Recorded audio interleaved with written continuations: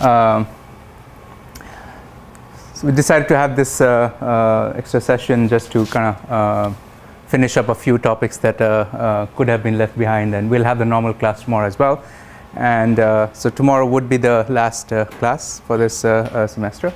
And just to kind of calibrate ourselves, we are looking at this point, we are looking at the last couple of topics here, electron photon interactions in semiconductors and semiconductor nanostructures, as well as electron phonon interactions.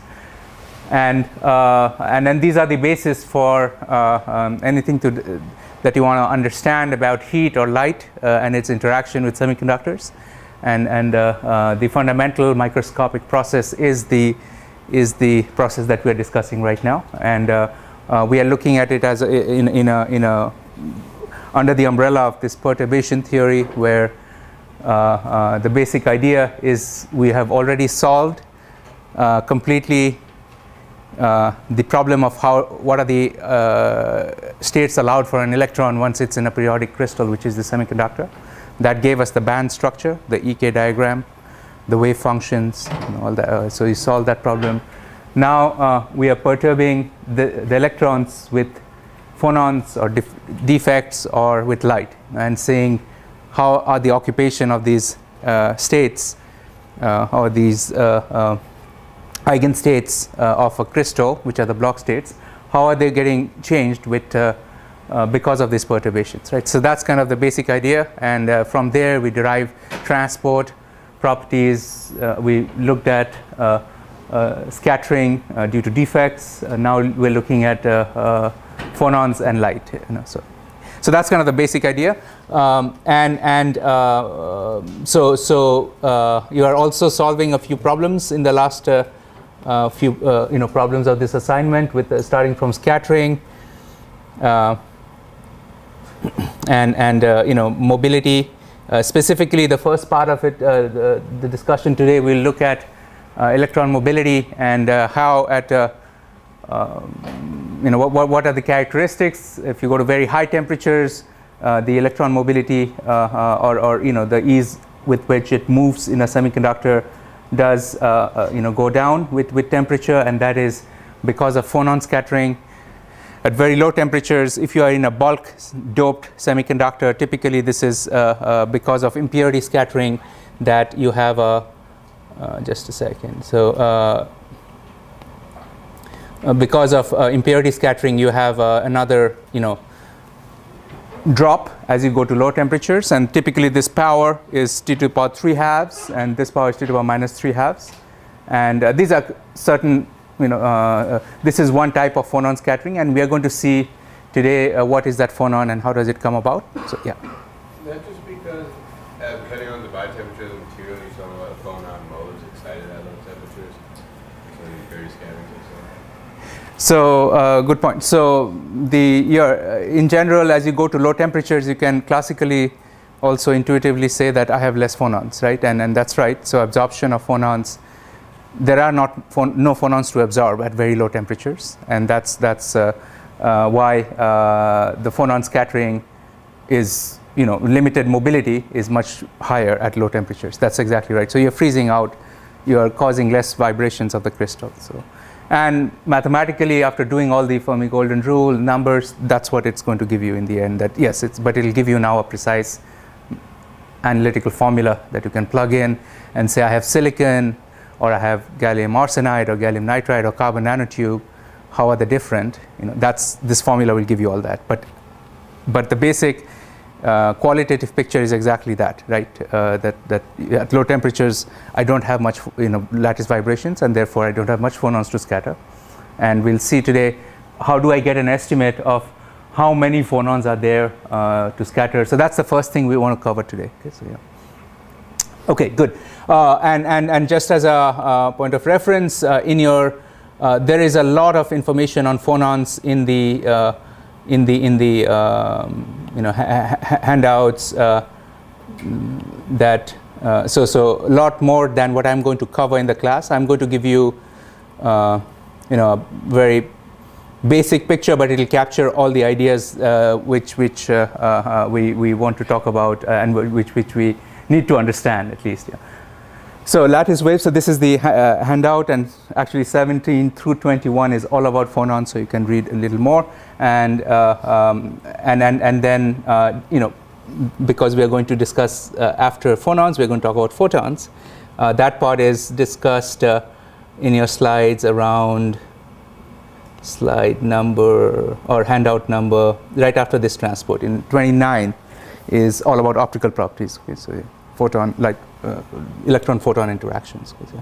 Okay, so let's and also I'll suggest you can read some of the parts that are written up also for the light-matter interaction here. Okay, the last couple of handouts, last 2 chapters, if you might. There's one on just classical electromagnetic theory, and then there's the electron-photon interactions here. Okay. So those are the points of reference here. Okay, so what we want to do is start with phonons and look at that as a time-dependent, perturbation. We can we don't have to worry about this right now. We can come back to this a little bit later after we have discussed some aspects of phonons. Okay. So the phonon model is essentially we can start with a classical model of vibrations of the lattice atoms. So the electron, as it moves through the crystal, sees these atoms, and because at any finite temperature there is a certain kinetic energy of all the atoms, and that means the atoms are vibrating because of the kinetic energy. So the question is, how do we capture that quantitatively and relate it to a microscopic parameter like a scattering rate, like a mobility and all that, right? So that's the question we are starting out with, and we have already kind of seen a general strategy for that. We want to find the general strategy is any sort of scattering event is going to lead to a perturbation potential. Let's write it bigger letters, W, right? And here that perturbation potential could be time dependent or time independent. In the last class we did a time independent scattering event, which was Coulomb scattering, right? So there was no time there, it was just a Coulomb potential. But a phonon intrinsically is a vibration, it's a lattice wave. So therefore it will also depend on time.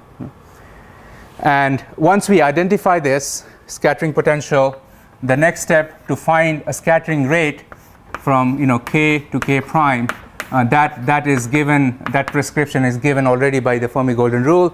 We're going to do 2 pi over h bar, and then find basically the W of k to k prime. I'm just going to write short notation and then Dirac delta, right? Right. So that's how it's going to be. Once we identify this, we can plug and essentially go through the evaluation. This is scattering rate from 1k to a k prime. Then we sum over all k primes and kind of relate it to the mobility, which is like charge times tau, ensemble average tau by mass. So that's the strategy.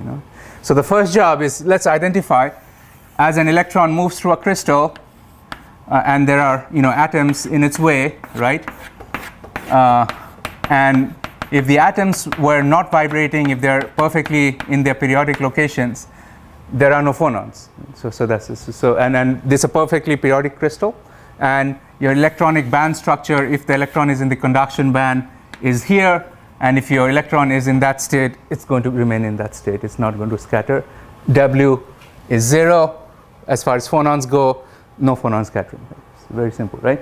Now, a phonon is when these atoms are, out of their equilibrium positions. Maybe this one is there, that one is there, and there's some sort of a random vibrations of these thermal vibrations.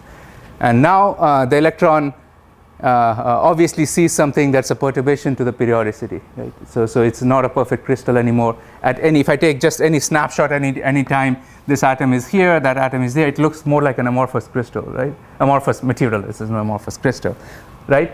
So that's how it would look at any point of time, right? But if I take a certain time average, on the average the atom is here at that point. So on the average it's a periodic crystal, but at any time snapshot, it's not, right? It's just vibrating. Right? So how do we so that one would imagine, so if I were to perfectly solve the problem, then all my hard work I have done to calculate my band structure, E of k and these k states, that goes out of the window because now it's not a periodic crystal, right? So that's what it would seem, and that is broken. But what saves us really here is that first thing first, these vibrations are extremely small, and we'll get an estimate today how much. So at finite temperature, the lattice constants are of the order of a few angstroms, let's say 3 angstrom, order of magnitude. And the vibrations would be, what is the amplitude of the vibration here? That would be maybe 1,000th of an angstrom, 1,000th of that. So the vibration is very, very small. The changes. Obviously, if the vibration becomes very large, then you melt the crystal, or you dissociate the bonds, right? You break the bonds and then you melt it, and then it's a liquid or a gas or something like that, right? So we are looking at the crystalline state where the solid is still is still a crystal, and so the strategy now is to look at the phonons as I take the vibration at every point here, and say the displacement of the atom from its central location, equilibrium point, it's a length, right? We units of length, and we find how much has this atom moved from its equilibrium location, and it's a function of r. So this moves by this much, that one. So there's a function, right, which is the vibration. What is the vibration? And it's in general a vector because it can move in any direction, right? So in general, it's a vector. So and in fact, instead of writing r, I can write ri, where I is the ith atom here. And this is, let's say this is your origin, and looking at this atom or that atom. Does that make sense? If I say that I'm going to be, site number 100, now that has a certain u vector at any time. So that's very precisely defined. And obviously, it's also a function of time as well. Right? It's also a function of time, right? And that's changing. Does that make sense? This is our amplitude of vibration, and also it has direction. So direction, it's a vector which gives us the vibration. And here's going to be the strategy. So when as you can see, so essentially there is a randomness to it, but we are going to look at these what are called the normal modes of this vibration, meaning in general a vibration, it is maybe this way, is this way, and that way. I can break it up into waves of different wavelengths. So I'll do a Fourier series of all these vibrations, and because that gives me a direct way of how to write W of R of T. So we'll start with a 1D problem first, instead of looking at a 3D like that, a 1D, and that will pretty much highlight everything we want to say about the phonon scattering problem. So let's look at the 1D problem, and we will start with a little more physical model. So that's the backdrop. Let's look at a more concrete situation now. Right? So kind of this is a toy model or 1D model of a phonon, of a phonon.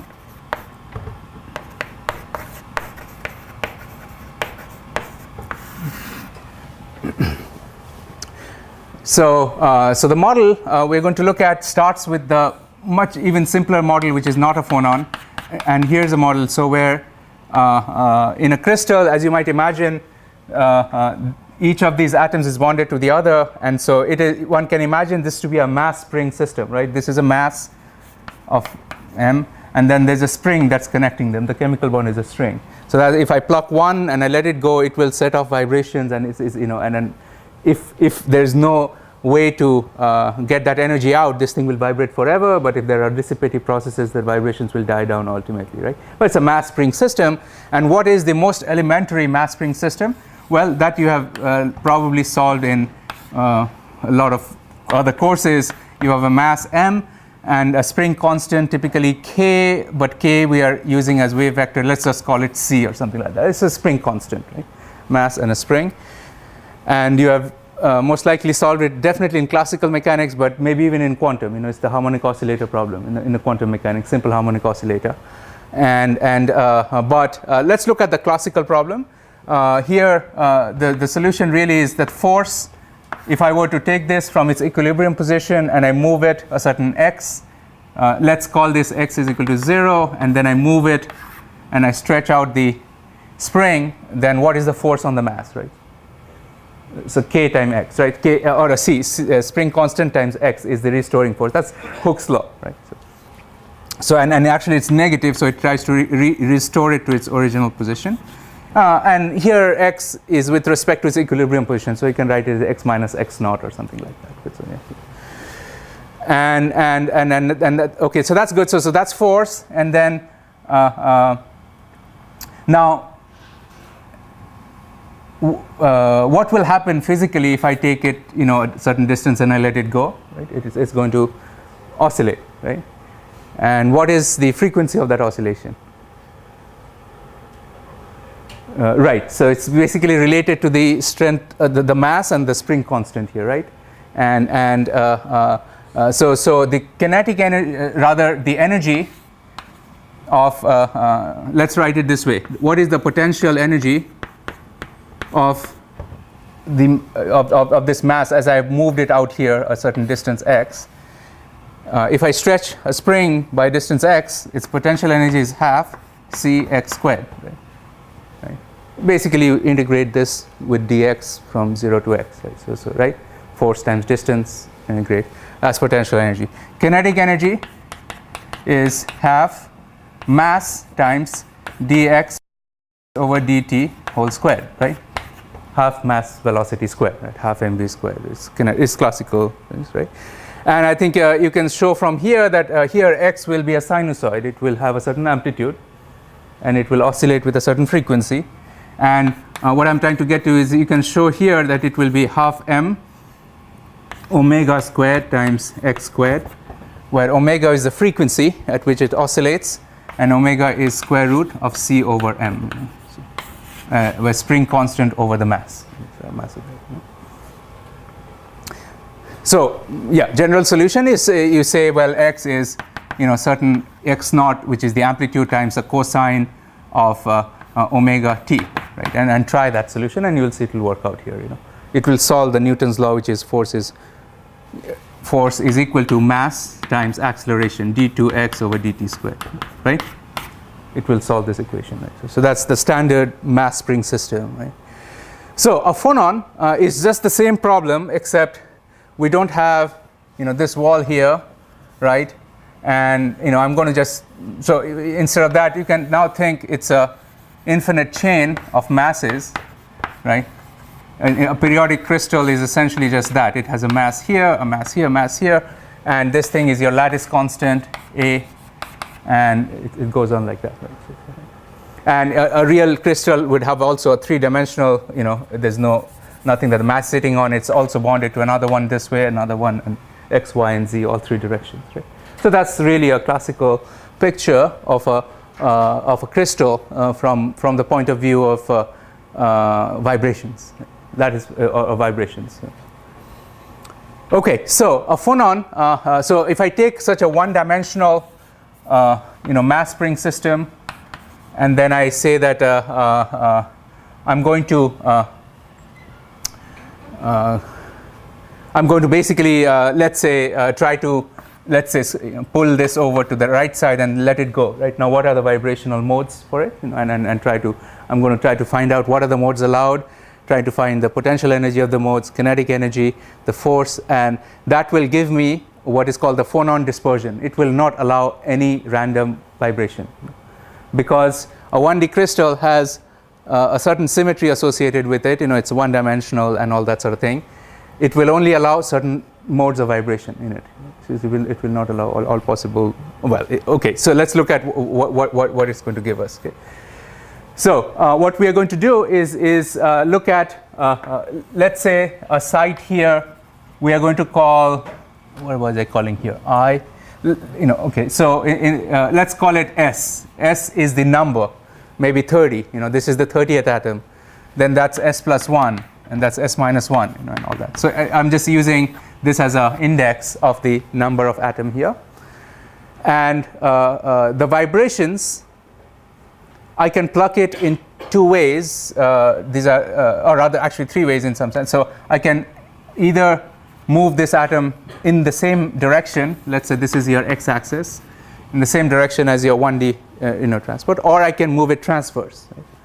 I can pull it out of the plane. Right? So if I pull this atom in this direction, which is in the same direction as the whole crystal, so it's a one-dimensional crystal. Okay? So that's called a longitudinal mode, and I think you can see why I'm basically displacing it in the direction in which the phonon or everything has to go, right? Whereas if I pluck it out of the board here in the 1D problem, that would be called a transverse mode. A transverse, where the amplitude of vibration is going against the direction in which the wave can propagate. The phonon wave can go only in the direction of the 1D direction. So depending upon how I excite it, I can either launch a longitudinal mode or a transverse mode. And you can see right away there are two transverse modes. I can go this way or that way, whereas there's only one longitudinal mode. Right? So those are, in 1D, and we'll see this will lead directly now to what we call as the Phonon dispersion. You can plot it as h bar omega. This is the band structure, if you might, of phonons. Just like we have the band structure for electrons, E versus K, and K is 2 pi by the electron wavelength, and E is the electron energy, and there are all these modes of electrons, right? Similarly, what we are going to get now is h bar omega. Omega would be the frequency, omega sub q, and q is the wavelength of the phonon, 2 pi by the wavelength of the phonon now. And we are going to first get a dispersion that will look like this, mostly linear near 0, and it will go up to pi by a, Brillouin edge, minus pi over a. And this dispersion we'll see. For the first one we're going to look at are the acoustic modes. We're going to first get that, but then there are also, so there'll be longitudinal acoustic and there'll be two transverse acoustic modes for the reason I just mentioned. There's only one longitudinal acoustic for 1D, but there are two transverse acoustic modes. Okay, so I can just pictorially bring that up first, and then we can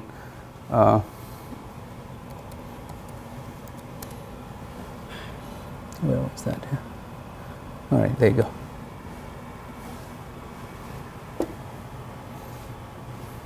What happened to that? Is it coming up?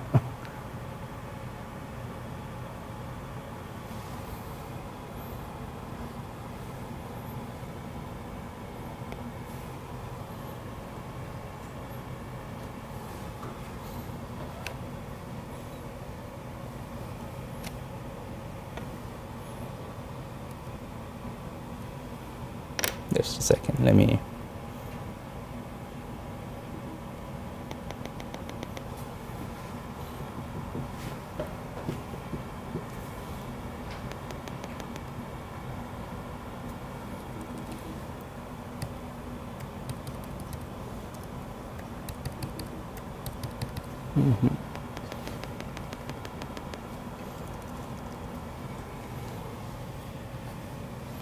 All right, I need to reboot it then, just a second.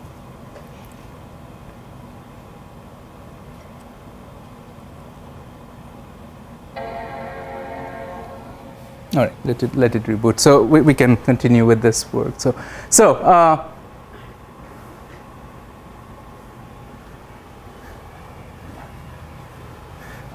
Let's write down then, how I might be able to, take this model of a 1D mass spring system to a connected chain, a one-dimensional chain like that, and find out how I can write down my displacement or the energy that an electron sees if it were to move, and be able to excite the lattice vibrations in this.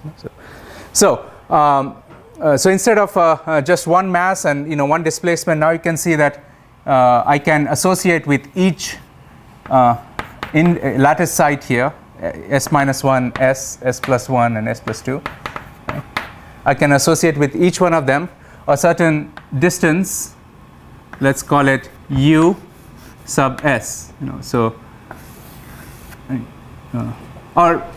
u sub s is the displacement along the x-axis of any of these atoms. could be, the units are in length, and it is the displacement in any direction in which the phonon can move, and here it is the x direction, right? So let me try to bring this up because it's easier to show you in the figures here.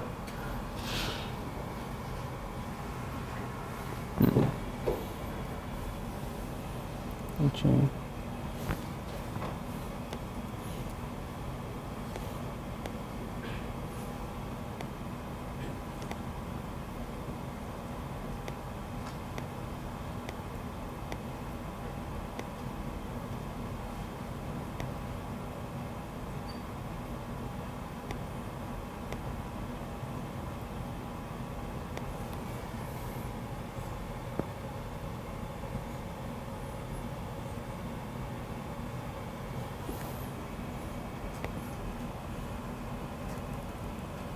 Oh, okay.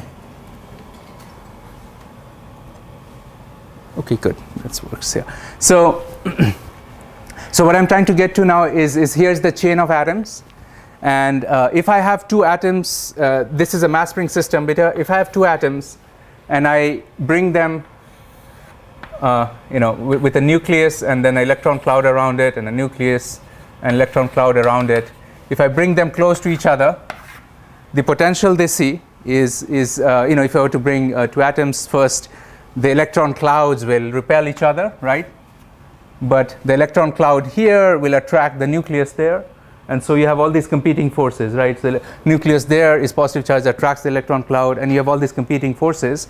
And the general energy, the net potential energy of such a system as a function of the distance between them goes as is sketched there. It's initially, when the atoms are very far apart, it's still negative. That means they're attracting each other.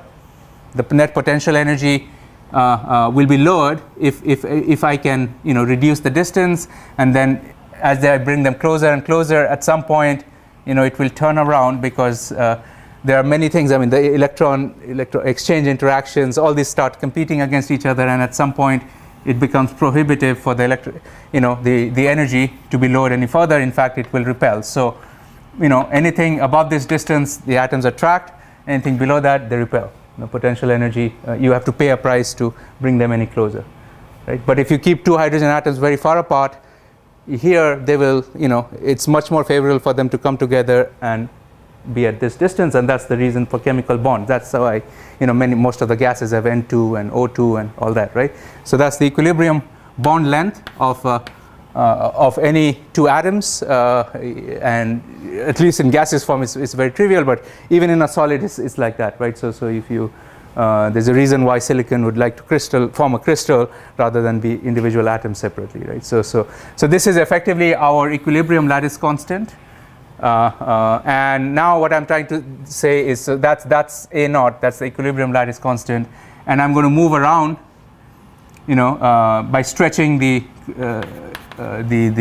distance between the atoms or compressing them, and you can see that this is indeed a parabolic minima. Any minima is parabolic by definition, right? But so that's why it's a harmonic oscillator picture, right? Yeah. Okay, so that's what we kind of written or shown there, that you will get that sort of a minimum half kx square, or potential energy is proportional to square of the displacement. Right. Okay. So now what we're going to do is look at this problem and say that the vibration from the equilibrium position for any site is u sub s, and then try to rewrite my Newton's law, which is mass times acceleration, in terms of the forces and the spring constants of these bonds. So the bond, all the details of the chemical bond are buried inside the spring constant c. And you can see now that there are two forces on this atom. If I move it a little bit to the right, this part stretches out a bit more, but this part compresses. So there are two forces now, right? One from the right, because I changed the length of this spring, and I also changed the length of that spring, right? So there are two forces, and when I balance them out, the net force on this atom then, which is in site S, right? And let's say this is site S. right? So and then here's s minus 1, and here's s plus 1. So all of them are same masses, and so my displacement us is essentially always in the x direction, because I've chosen to work in the 1D problem right now, right? And in general, I can write, you can see that it's a function of x and t, where x is, wherever I am on this x-axis, and so I will not write the x and t variables first. I'll just write it as u sub s for now, and the force on this atom, therefore, will be the spring constant times, let's say, on the right side, this spring has stretched or compressed. How much is how much is the change from its equilibrium length? So if this has moved by us, this has moved by u of s plus 1, right? That's the variable, and this has moved by u of s minus 1. This is the index, and this is the net vibration. So clearly from here you can see that, let's say the right side, the change in this spring constant it's this minus this, right? If both of them move the equal distance, then this spring doesn't change in length, right? So it's the difference. So I can write it s minus us, right? And on the right side, similarly, you can see that now just to be clear, I must have a minus sign here, because if I'm going to write it as us minus 1, right? Does it make sense? I just if this force is compressive, then and I'm stretching this out, this is the right orientation of writing the difference here. And so that's actually minus or the force is mass times acceleration, d2 of us over dt squared. Remember, us is a function of x. So just to be clear, if you haven't seen this, sometimes it's confusing because this variable u is a length, but it's also a function of length, which is x. Does that make sense? And it is a function that is associated only with lattice points. It is not defined somewhere in the middle here.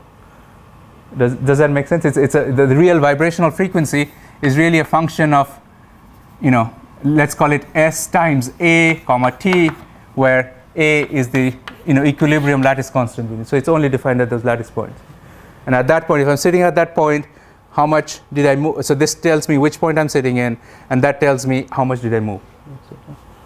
So that's the picture, and that's what's so the sketch here is an example. So you can see that for s is equal to 0, that atom we have not moved at all.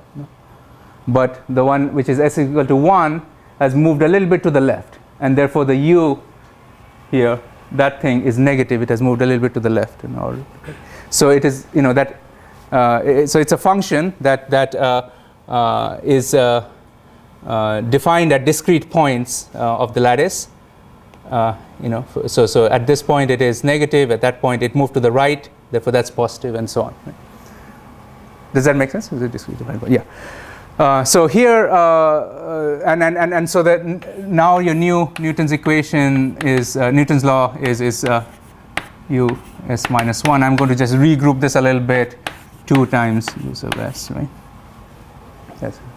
And now this is what you call it as a difference equation. You need to solve this, and we need to find what function u sub s solves this equation, right? Whatever solves it is a solution, allowed solution, right? And and that's where the idea of the phonon will come right here, because what we'll see is, what if these can a function of this form, I'll write it this way, with some amplitude e to the power I q x minus omega t. Let's say I'm going to say, does this functional form work? I'll just try it. And this is a wave. Whenever I write a function that is a constant, an amplitude times this, right? That means it's a traveling wave with a wave vector of q and a frequency of omega. Right? Does that make sense? I mean, I've not said what these are. I'm just saying maybe all these displacements that I'll get here satisfy this. Let's try it by substituting and see whether that solves that equation. This is a trial, right?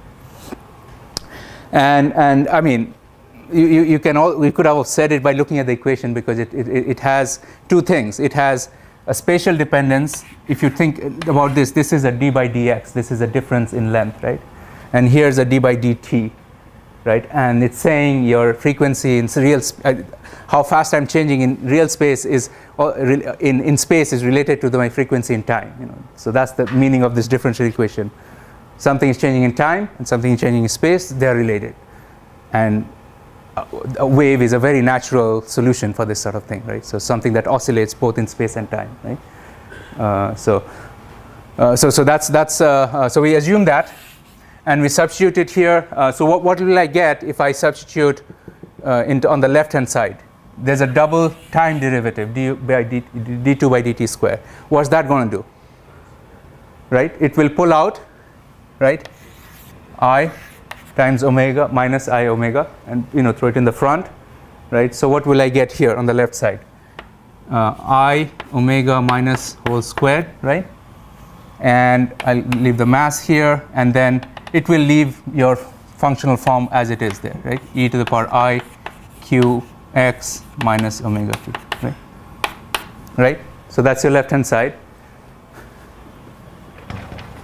Right? And on the right side, you can see that there'll be c, and okay. So here let's look at this u of s plus 1 minus u of s minus 1, right? So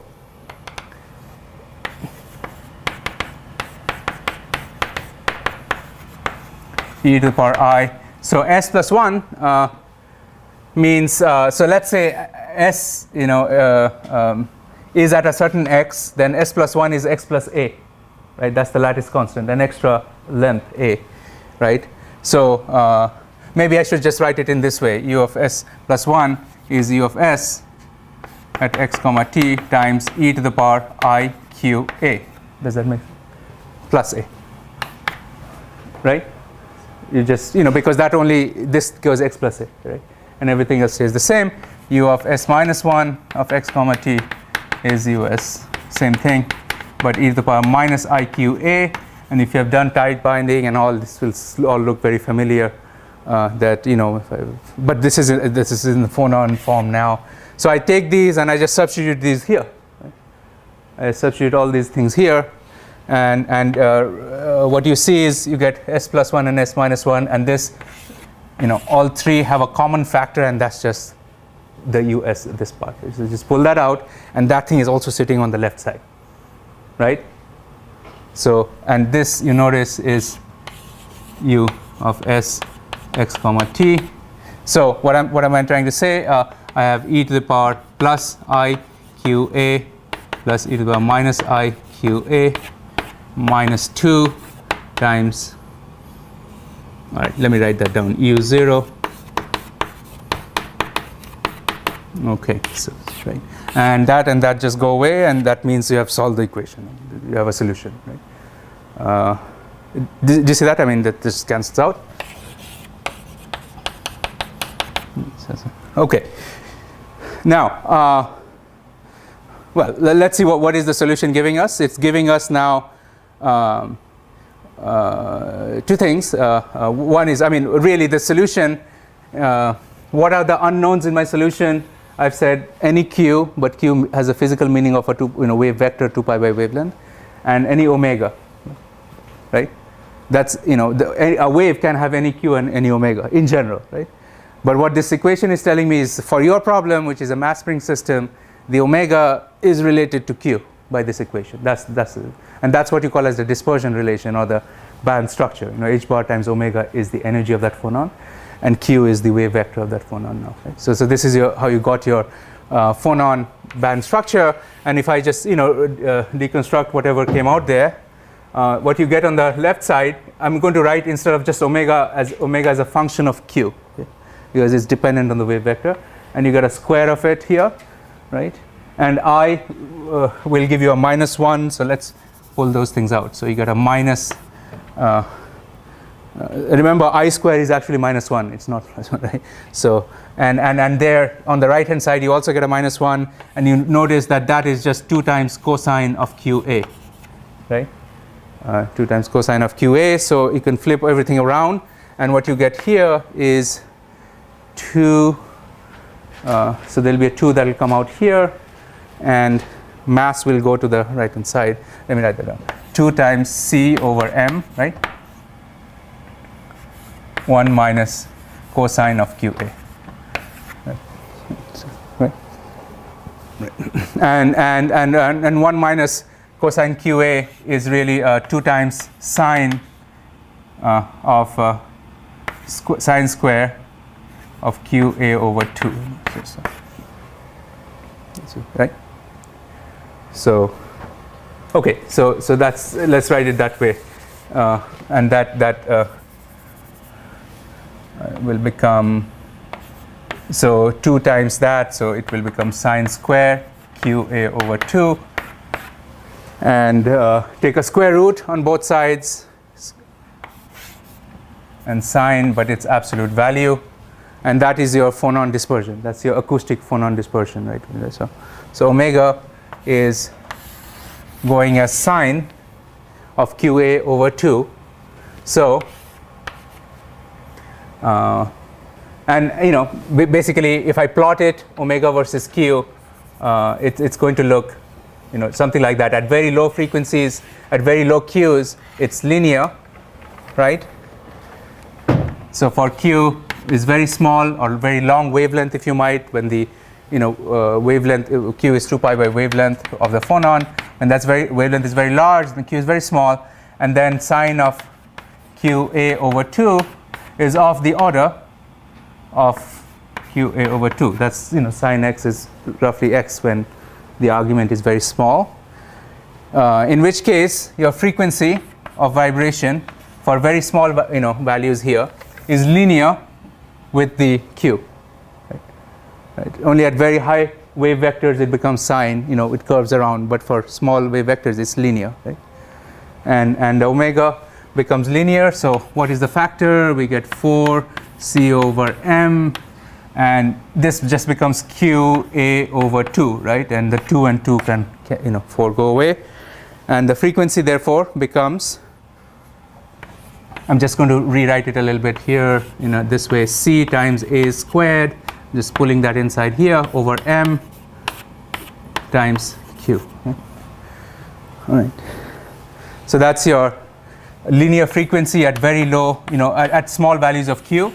That's an approximation. It's a little more exact here. And is that clear what I did here? Just, kind of relate a frequency of vibration allowed for the phonon to the wave vector, and physically now that's saying that you are allowed to have all these omegas. All these omegas are allowed. That omega is allowed. That one. All these are allowed. Right? But if you have this omega, then that wave is moving with a certain Q. They're related, right? They're related. And if you're moving at a very small Q, you have a very characteristic coefficient here, right? And that coefficient, you can look at dimensionality. This thing is 1 over length, right? Q, and that is 1 over time, right? Frequency. Therefore, what is the dimension of this thing? Right? That's velocity, right? Meters per second. And this is basically frequency is a velocity times the wave vector. For light, for example, you will get omega is c times k, right? Frequency of light is speed of light times k. Now this is also a speed. It's the speed at which the vibration can move across the crystal, right? And this is indeed physically, when you measure it, this is what's called the sound velocity. This is physically sound, the speed at which sound will move through a crystal or solid. And you can see that if your crystal has very strong chemical bonds, spring constant is very large, strong, then sound velocity is high. And you can kind of go back and look at light atoms, like diamond or something, carbon, so that will also have very high sound velocity in it, and that sort of thing. Now, and that's why Right. So and obviously the name acoustic comes from there. Acoustic. This is the acoustic phonon branch.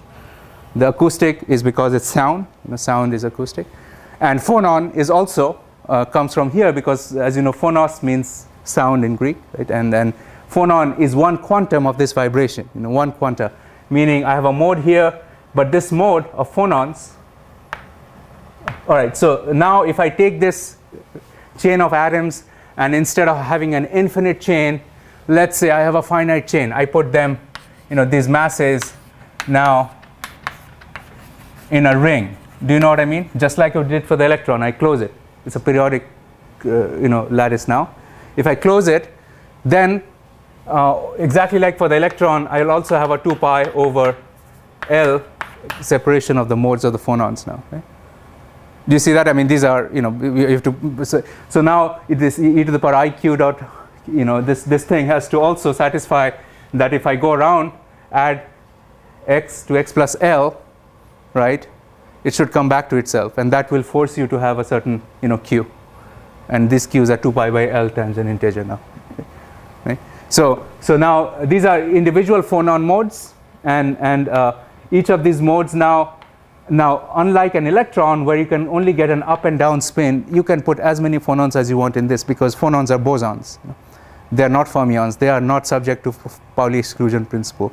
You can have as many phonons as you want in any mode here. And now we are going to look at how many modes, how many phonons do you actually have in a certain mode. Let's say I say, I give you this mode Q. Then we'll find. Let me just write that down. Maybe you can tell me at. How many what's the number of phonons I can have in a certain mode here? How do I get that? Just like an electron, you use Fermi-Dirac distribution. Here, you use the Bose-Einstein distribution. It's a boson, and if its energy is omega, h bar omega q, then the number of phonons in that mode, omega, is 1 over e to the power h bar omega q over Boltzmann constant times t minus 1. That's how many phonons are sitting in that mode at a temperature T.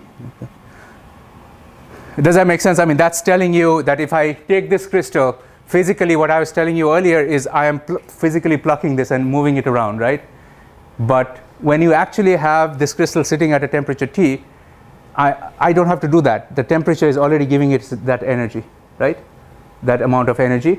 And each atom has a order of magnitude is kT. That's the rough order of magnitude of the energy that the atom has, and that is why that enters here.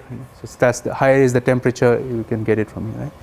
Now you can do a quick estimate here. If your phonon energy is, let's say this is 30 or 50 MeV, I can assume that e to the power this thing is larger than 1. Approximate, very approximate at this point. Number of phonons in a mode Q, let's say h bar omega is 30 or 50 MeV. Let's look at very small energies. Let's look at a 5 millielectron volt phonon. By the way, this starts from 0. It starts from 0 and then goes up. And let's look at a very small energy, and let's look at room temperature. So this is 26 millielectron volts at room temperature. Let's look at 5 MeV, in which case I get e to the power x minus 1, where x is a very small number, right? It's e to the power 5 over 25 or 26. So that's, and we can do a Taylor series on that, and then in the denominator all I have left is this thing, right?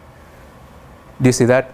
And then what does that mean? It means that, so let me write this down. If h bar omega q is much less than kBt, in that approximation, the number of phonons is roughly equal to this argument flipped upside down, right? Because it's in the denominator. You can see the Taylor series will give you 1 plus that.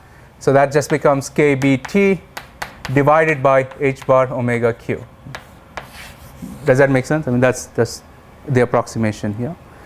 And physically, I think it makes a lot of intuitive sense because it's saying that I have this much energy and each phonon costs me h bar omega q, right? And therefore, I have this many number of phonons. It's kind of intuitive, but to take into account the correct statistic and statistical thermodynamics, this is the correct relation for the number of phonons in a certain mode. Okay, so that's just the acoustic phonon branch, and if the atoms are all the same and the lattice constant is all the same, then you have only acoustic modes, and we kind of went through that thing, right? And then here's your longitudinal mode for the acoustic phonons, and it looks like that. Yeah? Now transverse mode is when I plug this atom this way, my U for a transverse mode. Let me use another board here, but first of all I want to just pause here briefly. Is this clear, what we discussed here, right? And any questions I can ask? Yeah, right. So for a given temperature, Yeah. these are bosons, all of our phonons are going to act with one energy level. No, not all. I wouldn't say that all the phonons will pack into one energy level. All I can say is in one mode I can have a lot of phonons, but they can be distributed in many modes, not necessarily just one. But if you create conditions in which there is only one mode in some sort of a cavity for phonons, in which there's only one mode and everything else is missing there, then yes, you can put all of them in one mode. But if you have a distribution of these allowed, then it will populate many modes, and the distribution of them will be given by the Bose-Einstein distribution here. And whatever I'm saying here carries over 1-to-1 for photons, exactly the same.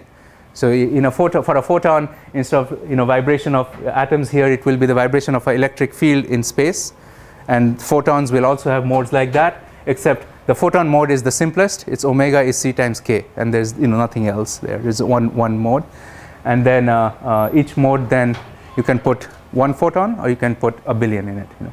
So a billion would be a laser. A one photon is a single photon source. So yeah. There was Andrew. You had a question. Yeah. So it's about the second set of solutions for the optical branch of the phonon. Yes. Are we considering that in interaction? Are we considering that in? Well, I didn't hear you. This is we're looking at how this perturbs the electrons. The optical branch doesn't the same way, right? Yeah. So I'll come to that right now. So we'll discuss the optical branch. Right. So let me say that. So we will look at the interaction with the electron briefly in a short time, but. Now, when can I have an optical mode first? An optical phonon, and why is it called optical as opposed to acoustic and all that sort of thing? Right? First things first, these two masses need not be the same. I mean, if I take gallium arsenide, then one is gallium, the other is arsenic, right? So there are two different atoms with different masses, M1 and M2. Now, if you resolve it, your omega versus k will look something like that, right? You have a M1 and M2 here, and then you get another branch on the top.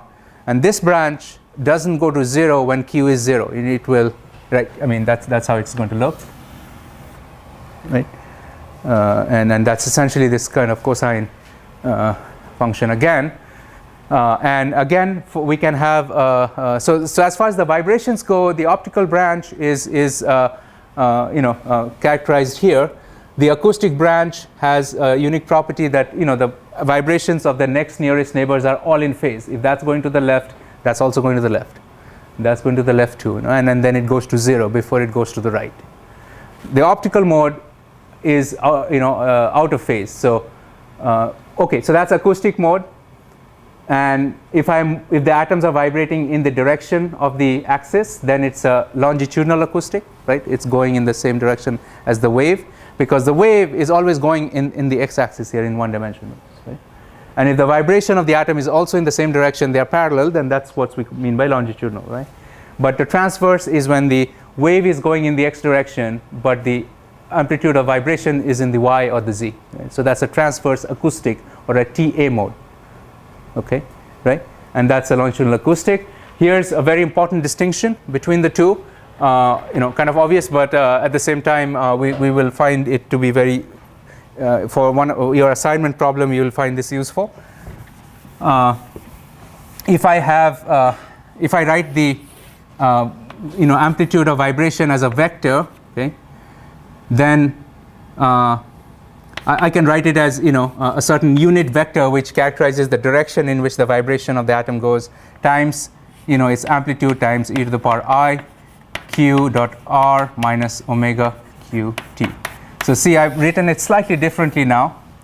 I write, the vector vibration of any atom now is a direction, it's a unit vector, times an amplitude, times e to the power I q dot r, right? And q is again a wave vector. It can go in any direction, 3 dimensions now.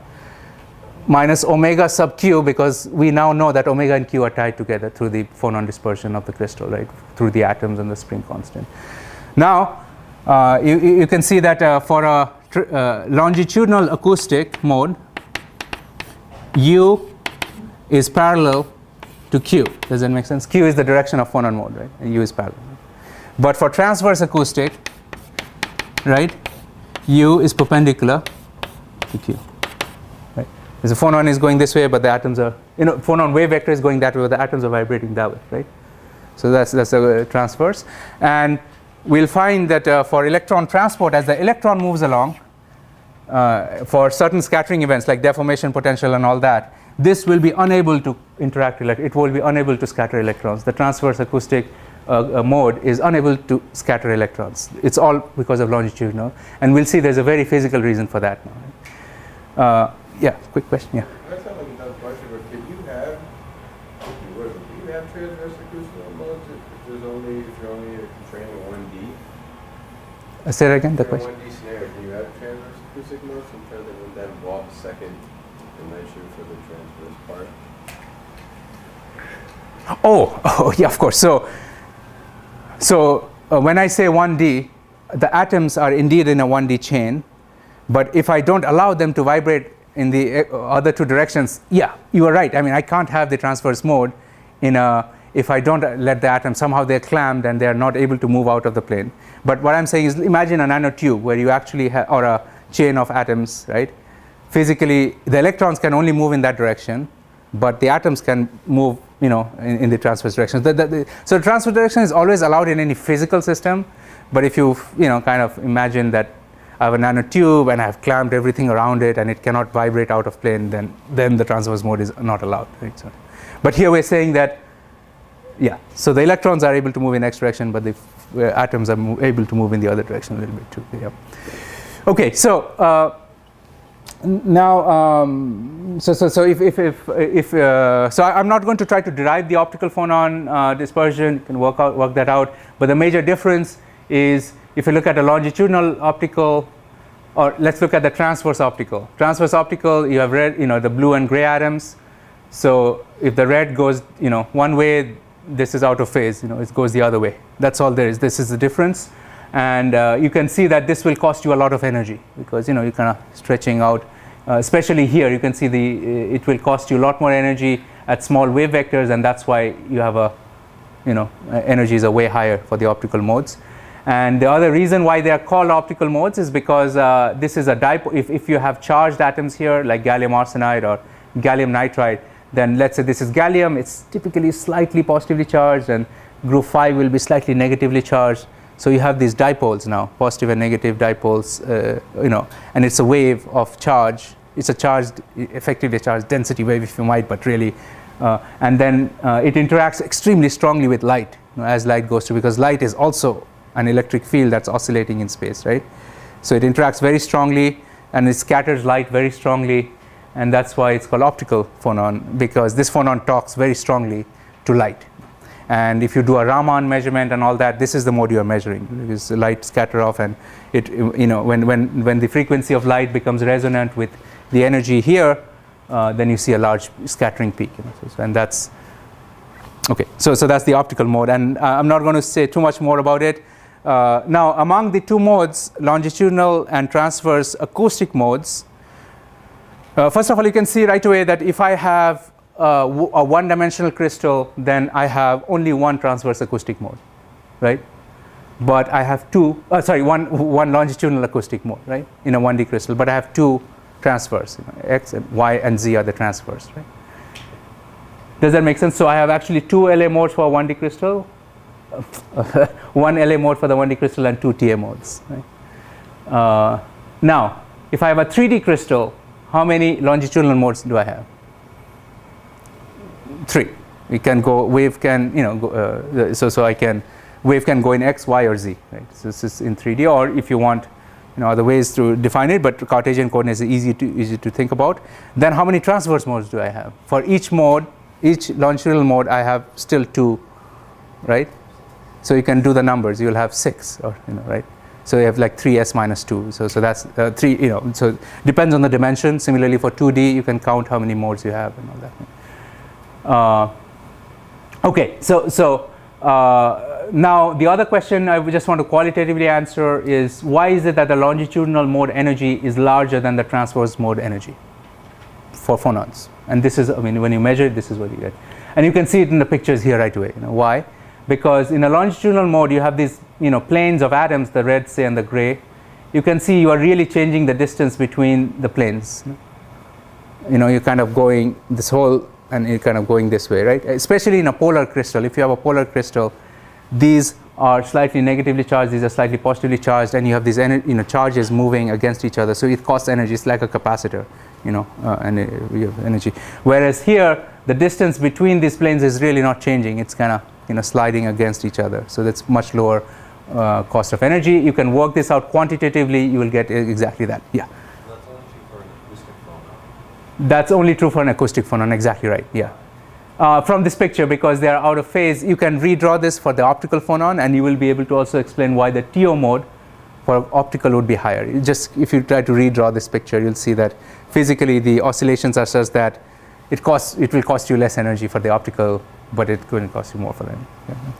So there are, as I said, there are also a lot more to read about the phonons in your notes, but I will kind of focus the rest of the discussion today on one of the modes, and that's just the longitudinal acoustic mode, LA, and then show you in the next few minutes how to go ahead and calculate mobility, one of the problems you're doing, and scattering and all that stuff. So just kind of outline that, and then that part we can take that will finish our phonon discussion. Okay, so longitudinal acoustic scattering, or phonon scattering of electrons. Now, so essentially everything we talked about till now was to do with phonons. Now we say, how does an electron see this phonon, right? How does it get scattered and all that, right? So remember, the problem we started out with is, what am I really after? I'm after what potential is the electron see because of the presence of this phonon, right? And so what I do have now is, I know that a longitudinal or any phonon will give me lattice vibration that will look, R comma T. So let's say it's a unit vector n hat times an amplitude u naught times e to the power I q dot r minus omega sub qt. Right? That's the general form. We did it for 1D. You can do it for 3D this way. Is that clear? Physically at least, that there's an amplitude, there's a certain direction, and then there's the wave part of it. Right? If you want to be a little more exact, it's a real, any amplitude, any vibration it's a real number, so you should have like a cosine. It's complex conjugate too, but I'm not trying to get into all those details at this point. But it's a wave like that. What I'm saying is, you would rather have e to the power minus 2 because it's always a real thing, right? So, yeah. But we can get most of the physics out without going into all the other details. Now, if I have a vibration of the lattice as it's moving along, say the x-axis here, let's look at it. So a longitudinal acoustic phonon, these are the equilibrium lattice sites, and let's say I'm looking at vibrations such that all lattice sites, the atoms at all lattice sites have moved equally to the right by the same distance. This moved 0.001 angstrom, that also moved 0.1, all of them moved the same, right? Does that change the periodicity of the crystal? No, right? It just, if everything moved, all that you have done is you have taken that 1D solid and you have just physically moved it here. So that's not a phonon. That's does that make sense? And physically, that is why it doesn't cost you any energy to move. Basically that's your Q is equal to 0 state. It's It's called a Goldstone mode for, if you go deeper into this aspect. But so that the fact that you are physically going to kind of just move it here doesn't excite phonons or internal lattice vibrations is also guaranteed by the fact that you have a zero mode energy here. At q is equal to 0, you have a zero energy mode. So therefore, when the electron is moving along, the electron wave moves here. It must any perturbation must be seen not as a rigid translation of all the lattice sites, but it must be related to the difference of the lattice sites. It has to be related to the difference, not a rigid translation of all of them, right? And when I do that, when I look at a difference, let's say this is much larger, then it's smaller, then it's very small, and then it's 0 here, right? So then that's a lattice wave, right? And if you look at this here, what you will notice is the lattice is getting compressed in some regions, and it's getting stretched out, dilated in some other regions, right? So the lattice constant is large in some regions and small in some other regions, right? So the crystal itself, for example, here it is strained, compressively strained, right? And here it's maybe tense. So let's say it is compressively strained. So it is, the atoms are closer than normal. Here they're farther away from the normal, right? And so again, closer and farther. So that's a lattice wave. This is wave of strain and strain, kind of regions, right? And we also know that if I look at a semiconductor and I look at lattice constant and I look at the band gap of a semiconductor, I think we know that in general, the larger the lattice constant, the smaller the band gap, right? We have seen that if you have large lattice constants, the band gaps are smaller. If you have small lattice constants like gallium nitride or diamond, you are very large band gaps. If you're looking at indium arsenide, things at the bottom of the periodic table, you are kind of here. So the band gap of a material depends on the lattice constant. If you squeeze it closer, the band gap goes up. If you squeeze it farther apart, the band gap goes down. So now imagine that the electron is going along here, and then when there are no lattice vibrations, here's the band diagram EC, EV, and the electron is going in the conduction band, right? Right. And now because of this vibration, I have regions where it is compressed, and therefore the band gap is a little bit larger. Right? Band gap, or conduction band. I'm going to kind of try to sketch it a little better. So maybe it is a little bit like that. This is clearly exaggerated, but it is something like that. Right? There's wherever it's strained, the gap is larger. Wherever it's dilated, the gap is smaller, and this thing is kind of going like a wave. It's a wave of lattice vibration that's going through the crystal. So is that clear? So that's my valence band now. And that's the conduction band edge because of the lattice vibrations. And what is the scattering potential, W, that I'm after? In pictures, it is this curve here, right? If I can write down that curve, it's r comma t, but it's moving also with time, with the sound velocity. It's moving with the sound velocity, right? And the electron is also moving, and then it will scatter of this sort of a wave here. So that's what we are after. Physically, how do I write that down? Because once I have that, I can chuck through the whole thing now, right, and get my scattering rate and all that, right? And physically, now here's you can. This was done first by John Bardeen and Shockley. Both of them Nobel Prize winners, also created with invention. I mean, the first transistor as well. So this is called the deformation potential theory. The idea is very simple. Here's the following. It says that the change in the conduction band edge, how much increase or how much decrease happens here, is related to the strain in that region. The strain is so what is the strain? It is basically the difference of the new lattice constant divided by the original lattice constant, which is unperturbed, or the equilibrium lattice constant. Okay, so what it means is the change in the conduction band edge is what's called a deformation potential constant, dc, for the conduction band, times strain. strain is given by the following. Physically, you can see now that if all the displacements are the same, there is no strain. Right? So what should the strain be related to? It's the derivative of the displacement with space. Right? Does it make sense? I mean, so the linear term is 0, the first derivative. So if I were to do in one dimension, it is partial derivative, but that's fine. Physically, does that make sense? How is the displacement changing with x? Because if the displacement is the same for all x, there is no strain. So if I have any change in x or the gradient in the strain, that's what causes this, lattice compression or the dilation. And in 3 dimensions, so that's in 1 dimension. And 3 dimensions, how will I generalize it? This is just a linear term, right? It becomes a gradient, right? The gradient in 3 dimensions. So that's the most general definition of your gradient. Gradient is a dot product, del dot the u vector. So that's your prescription. That was, first of all, this is just a saying my energy change is linear. That's what Bardeen and Shockley's theory is. It's saying that the amount of change I have here is if I find my strain, which is del dot u, and I have a coefficient in front, that's my deformation potential.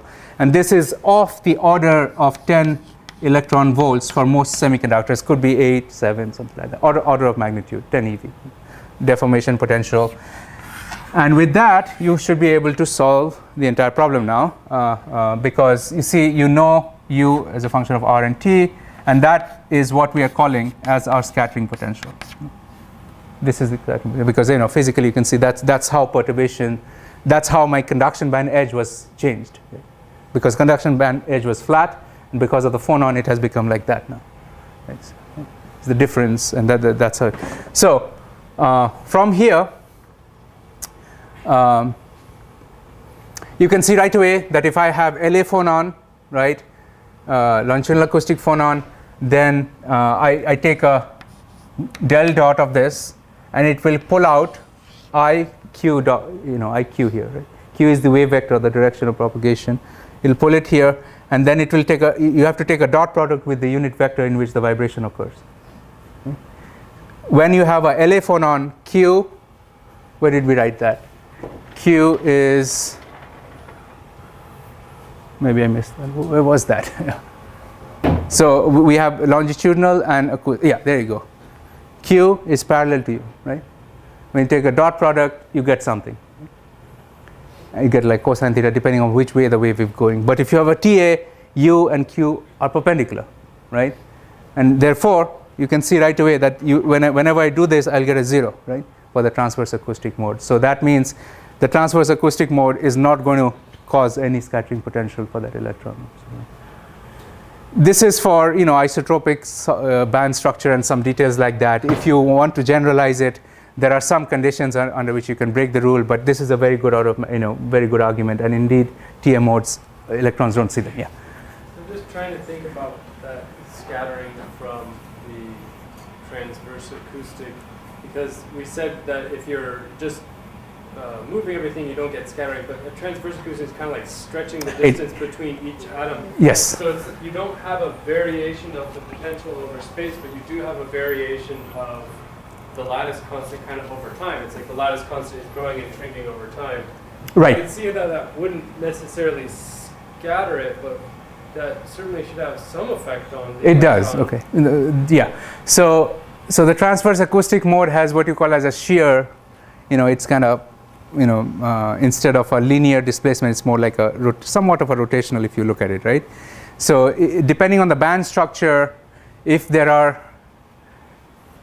electron EK diagram has a certain shear symmetry, it will get scattered by this mode, But if you are at the minimum of a conduction band, minima, which is isotropic, you don't have that symmetry, which is why it doesn't get scattered. But indeed, there are some semiconductors where this is very much a allowed scattering mechanism. But I'm saying if I'm looking at a minimum of a conduction band at a gamma point, then it is not allowed because of this reason, because Q and the unit vector, the wave vector is perpendicular to the right. So essentially, so if it obviously also costs you energy to shear, the crystal like that, and so those parts it's much weaker though, for sure, much weaker than the TA mode, than the LA mode. Yeah. So we can, maybe if you are interested, I can direct you to some papers or where these are discussed, but right, at least first order you can neglect it. Yeah, sorry. Okay, so now kind of going through this, I kind of mentioned that let's see. So the last thing that you need here is this U, or the vibration is dependent on an amplitude, right? The amplitude of the phonon. How far is the atom from its equilibrium site, right? And that depends on temperature. Higher is the temperature, the farther is the amplitude. But how, right? What is the quantitative relation between this amplitude and the temperature? Right? And this is a very nice relation, meaning this is a very good example of how to correlate between kind of a wave or a quantum phonon modes with very classical ideas of energy and waves. And it's actually a pretty simple way of thinking about it. That if I have mass and spring system again, then the total energy is of a mass spring system is kinetic plus potential, right? And if I have a vibration at certain point, which goes as U naught times. Now let's bring in the fact that it's a real number. So you will have cosine qx minus omega qt, right? So I take e to the power I this plus e to the power minus I this, and I kind of rearrange this thing. I think we have, 2 times that. So I've written it as a wave going to the right plus a wave going to the left, e to the power I. Is that clear? I mean, this is just, e to the power I theta plus e to the power minus I theta. So we're taking both of them. So this is a real vibe. I mean, it's a real number now. Right? And U naught is the amplitude of the vibration. It is 0.01 angstrom or whatever be it, right? And what we want to find out is nowhere in this expression do I have temperature, directly at least, explicitly. Even when I know what is omega as a function of Q, I still don't know the temperature. I mean, it's not related here, because omega versus Q is independent of temperature. What temperature does is tells you how many phonons are sitting in a certain mode. It doesn't tell you the omega Q, right? Omega Q is independent of temperature, right? So the question is, how is this amplitude related to the temperature? And classically you can think that, if I have more temperature, more is the vibration, so U naught should be large, right? So amplitude, it should vibrate more. And that is brought into into quantitative agreement by saying that let's look at the total energy. Total energy is kinetic energy, plus potential energy. And I'm going to look at the total energy in a certain mode, certain Q and certain omega sub Q. That's a mode, right? So makes sense. So a certain mode, this mode, let's say. I want to find what is the amplitude U naught for that mode at a temperature T, and that's precise. We can precisely answer it now. So what is the total energy in that mode at temperature T? Think about it quantum mechanically, right? How many phonons are there in this mode? Bose-Einstein distribution, right? That's the number of phonons at a temperature T. How much energy is carried by each of those phonons? H bar omega, right? So number of phonons is this. Each phonon has a quanta of energy of H bar omega. So the total energy is this times H bar omega in that mode, right? So the total energy on the right side here, or I'll write down right away that my total energy is N in number of phonons in that mode times H bar omega of that mode. Now, there are some details. If you're doing absorption, emission, and all that, there may be a plus half, minus half. I don't bother about those things at this point. But this, at least intuitively, it should make sense that the total energy in the mode is the energy of each mode times the number of phonons in that mode. Okay, so that's now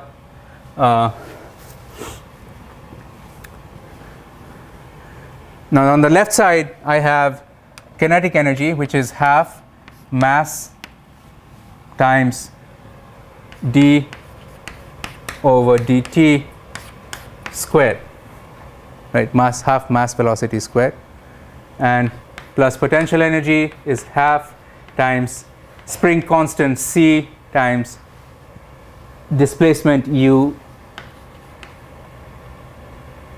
squared, right? Half kx squared, half mv squared, right? So that's the total energy on the left side, and you can now substitute these things here. Cosine square. So when you take the time derivative here, you will get a sine square, right? Cosine will become sine. So you get, and then there's a 2, 4, all that sort of thing. So mu naught squared. And the time derivative will pull this thing out. Okay, so that square will give you 4, and then there's a half here. So that will.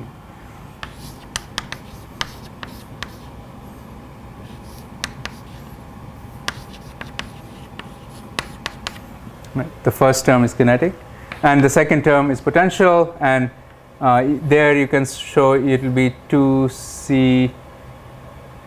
Okay, I think you know that omega q is relates mass and spring constant, right? The omega q relates mass and spring constant. So I'm going to just write it in terms of cosine square x minus omega qt. Okay. So that's what you're going to get when you work this out. So basically, one term, kinetic, if kinetic is sine, the other is cosine, and vice versa. They just go back and forth. Right? And that makes sense. Your lattice is, atom is vibrating when it's at the minimum of the potential. It's moving very fast, but its potential energy is 0. So all is kinetic. When it reaches the top, its potential is the highest, but its kinetic is 0, and it goes back and forth. Right? But that being said, so this part is common in both sides. What did I do here? M omega squared. So sorry, there's a u. Let me correct that.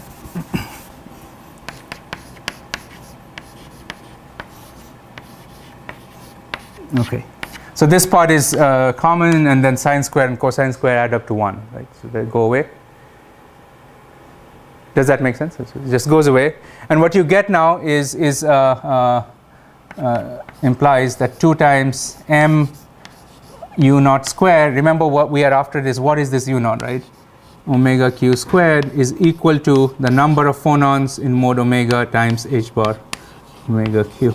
Right? So you got that, and from where you should be able to now get what is your amplitude of vibration at any temperature T.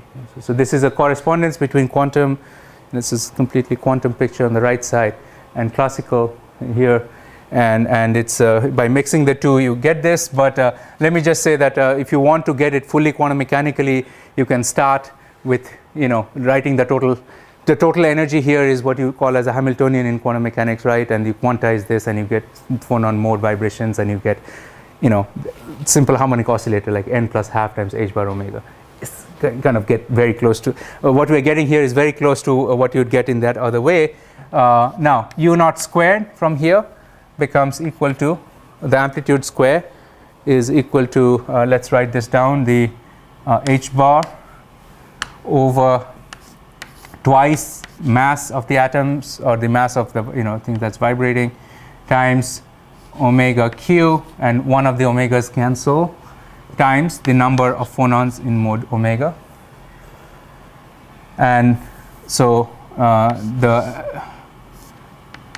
so let's get a square root here. And the other thing typically you would need is nobody wants to bother about the mass of a silicon atom or a gallium atom or an arsenic atom, things like that.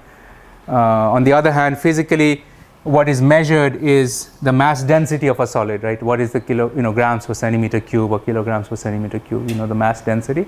That's tabulated most of the times. And the mass of the atom is the mass density times the volume of a unit cell, right? Or a primitive cell which has one atom in it, right? So typically it's written, this amplitude of vibration is written is equal to Planck's constant by twice the mass density times the volume of a unit cell times omega q times the number of phonons in omega mode. So it's square root, and then there's a square. That's how it's typically given in most books and all that. And the square roots are okay because, they are there. But when you calculate your scattering rate, remember you're going to square it. This will get squared because you're going to square the whole thing, and it will become. And as a result, the scattering rate will become proportional to the number of phonons, right? When you square that thing, right? So and that makes sense too. The more phonons, more scattering, right? So that's. So I'm not going to derive this any further. I'll just say that you can work this out. Look at your Fermi golden rule, and this is one of the assignment problems where you're going to calculate using this. Why is it that you will get? The phonon scattering rate will lead to this sort of a t cube drop, t to the power minus 3 by 2 drop here. That drop will come out from here. And you can see where the temperature is entering and all that sort of thing. Okay, so wow, okay, 7 o'clock. So I will then stop the discussion of phonons here. I won't stop the class, but at least a discussion. And when we I'm leaving you here. But basically, I told you how do you get your scattering potential. I didn't work through till the end, but in the last class we did. If I could give you the scattering potential, how do you calculate your remember scattering term? You first take this, then integrate over all real space to find your matrix element, and then take it there and sum over k states to get the final total scattering rate. And once you do all that, this is what you're going to get. The deformation potential that we talked about here sits in the denominator as square, and the temperature appears in the denominator as 3/2 power. Effective mass appears like that. Mass density, where that came from, right? Rho. And sound velocity Vs. Where did that come from? Sound velocity, right? What is omega of q at small phonon energies, right? The omega, that's right. So at small velocities, this is equal to sound velocity times q, right? And that will that you will need that in when you work through this problem, when it appears there, so in that way. Okay, so that's phonons, and then essentially if I take into account all kinds of scattering mechanisms that are in action in semiconductors typically, here's an example of a gallium arsenide, and you can see at room temperature, which is on the right side, your polar optical phonon dominates the scattering, and at room temperature for all 3-5 semiconductors, once you make your semiconductor as clean as you can, as free of defects as you can, the one thing you can't remove is phonons, because it's a lattice vibration. If you are sitting at room temperature, the thing is going to vibrate, right? And so that is a kind of a fundamental limit as far as we know now. That's considered to be a fundamental limit of how high a mobility can I get in a semiconductor. Right? So as an example here, this is for gallium arsenide. It's only plotted till 100K, but if you go up a little more till 300K, you get about 8,000 centimeters square per volt second is the number for gallium arsenide. And so this polar optical phonon, what I mean is an intrinsic polar optical phonon. Then this is a deformation potential and all kinds of other things. These things, all phonons are going down with temperature because you have more phonons to scatter. This n of omega is increasing as you jack up the temperature, right? So on the other hand, if you lower the temperature, all of them kind of start freezing out at different rates. Polar optical freeze out real fast, and the others don't as fast. But then now the impurities matter, So once you freeze out all the phonons, what you see in the transport is the effect of impurities, because you are not removing the impurity when you are freezing out, lowering the temperature typically. And so here, as an example, the ionized impurity scattering is dominating it here, and that lowers the mobility. And okay, so that's a typical case, and so that's gallium arsenide for which polar optical dominates. For silicon, typically the longitudinal acoustic will dominate, not the polar optical phonon. And there are reasons for it which I don't want to get into right now. But here are kind of a collection of all kinds of scattering mechanisms. Typically, the polar optical is considered to be inelastic because there's a lot of energy exchange. Every time the electron has to scatter an optical phonon, it has to emit or absorb this much energy. But an acoustic phonon typically appears kind of right around here. It can be very, very low in energy. It is also inelastic, but very close to being elastic, with very small energy.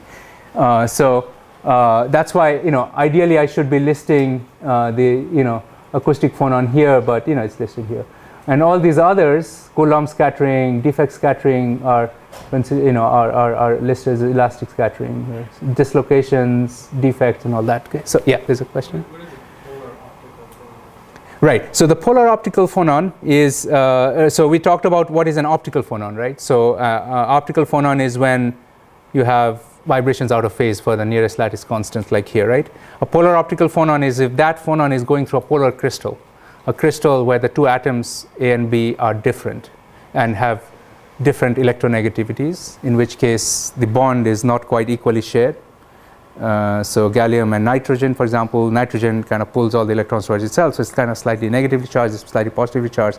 So that's a polar crystal, and an optical phonon going through a polar crystal is a polar optical phonon. So every optical phonon in gallium arsenide Is a polar optical phonon. Yeah. Now.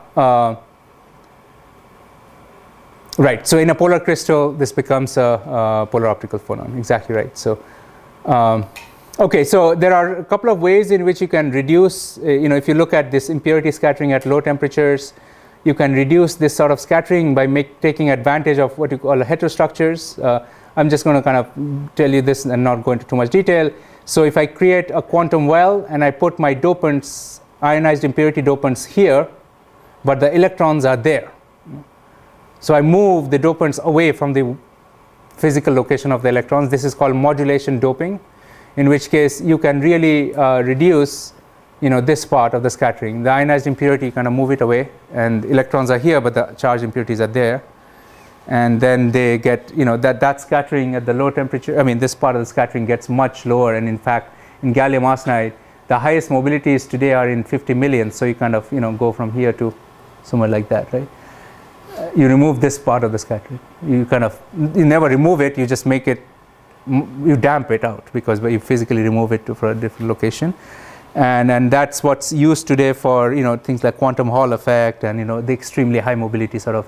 The electron mean free path is larger than the sample size, so it doesn't scatter throughout the whole crystal, for example, at low temperatures. So you can do that by playing these games. Okay, right? Yeah, question.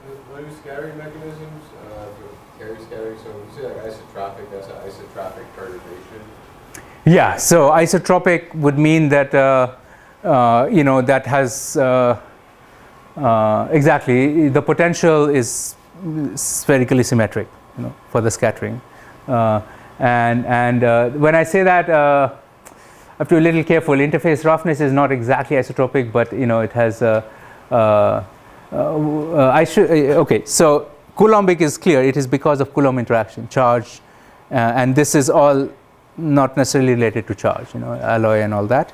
And isotropic, when I say isotropic, I physically mean it is, it is independent of which, it doesn't have a directional preference.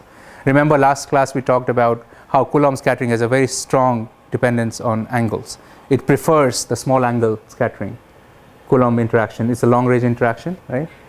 And then because of that, physically the reason for that was if I have a long range interaction, my scattering potential, remember when I go to Fermi's golden rule, my scattering, WKK prime is a Fourier transform of the real space potential, scattering potential.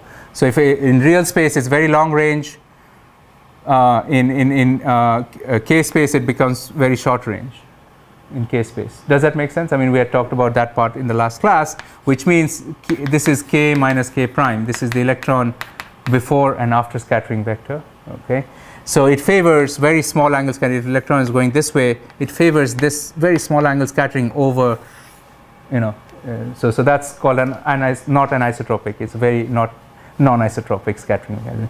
So Coulomb scattering anything to do with charge typically is very directional. It prefers to scatter by small angles. Whereas if you have alloy scattering, the alloy disorder is very short range.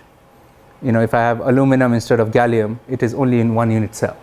So the potential dies out within a couple of unit cells, in which case the real space potential extends out very far, very short, and the Q space becomes very flat.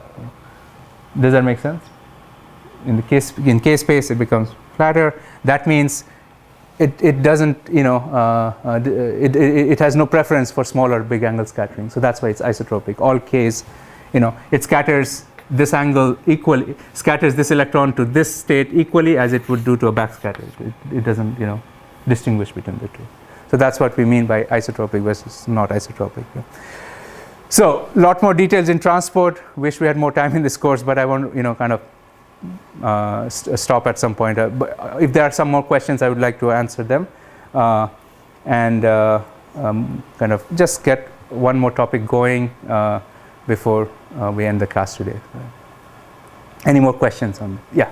So in this case, since our deformation potential is, it would extend to the whole crystal, since it would be a perfectly periodic potential. Yeah. So would that be? It would also be a very small angle scatterer. Oh, very good point. Right. So you're saying that if I have a phonon going through, right, then it's a periodic potential, meaning the potential goes through the entire crystal, right? And will it be small angle or large angle scatter? I mean, what will it prefer, right? Exactly. Except just to be a little careful, right? Yes, you are right. Fourier transform of this would be a delta function, but your scattering potential is not that. It is del dot, right? And del dot pulls out a q to the front, right? So, and then look at that function. It's basically q times e to the power iq dot r, right?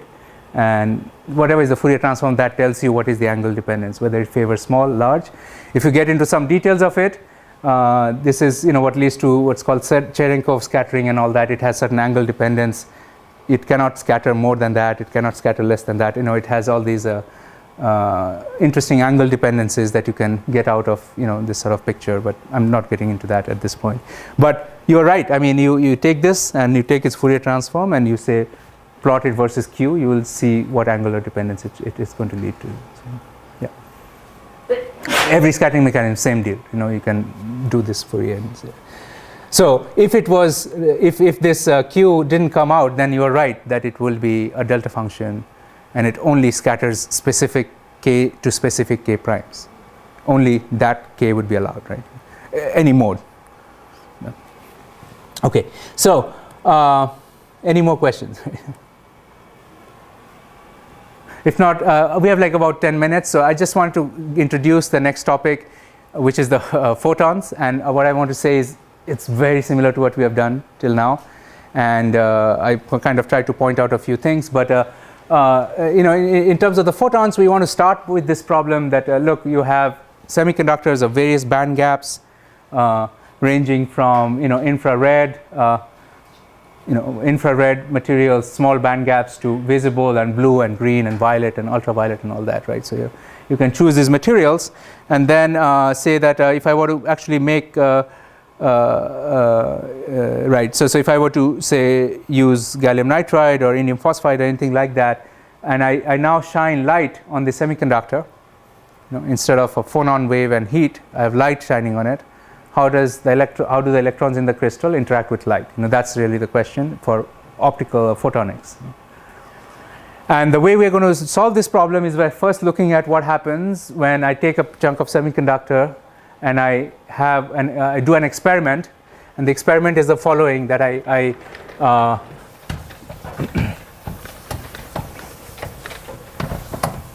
let me finish this part and then we can end the class today. So here's the experiment. I take a piece of semiconductor, one of let's say gallium arsenide, and then I take a piece of it, a wafer of it, and then on it, physically this is a wafer of the material, and I have light incident on it, and I have maybe a laser source, or a tunable light source. And then I sit here, and I try to find out, detect what wavelength is coming out. You guys already did your second lab, so you know that's a spectrometer, and you can track what wavelength of light is coming on this side and all that. So I'm trying to do a transmission experiment where the light has to physically go through this crystal and come out on the other side. A transmission. So I'm going to look at that. And when I do transmission experimentally, intensity of light is equal to, and we are going to look at this in more detail soon. It's related to the electric field of the light, and I'm going to explain that, divided by twice the impedance of free space. We're going to look at that part here. But it also depends on the wavelength, on the frequency of light. Let's call it omega, frequency of light. It depends through cosine square, omega t, let's say. It's not very important. I have some incident light at a certain frequency, and I'm detecting it on the other side. And intensity of, this is a classical law almost, that if I have a certain thickness d here, and I have a certain intensity of light incident on this side, what comes out on the other side, as a function of x or as a function of d, is intensity that was incident times something that was absorbed, right? This is called the Beer-Lambert law. If you take a solution and have some suspension of nanoparticles or something, and how much light is absorbed as you go out on the other side, right? So that's a very classical experiment, and we're going to look at it from a microscopic perspective now. And this quantity is going to change with frequency of light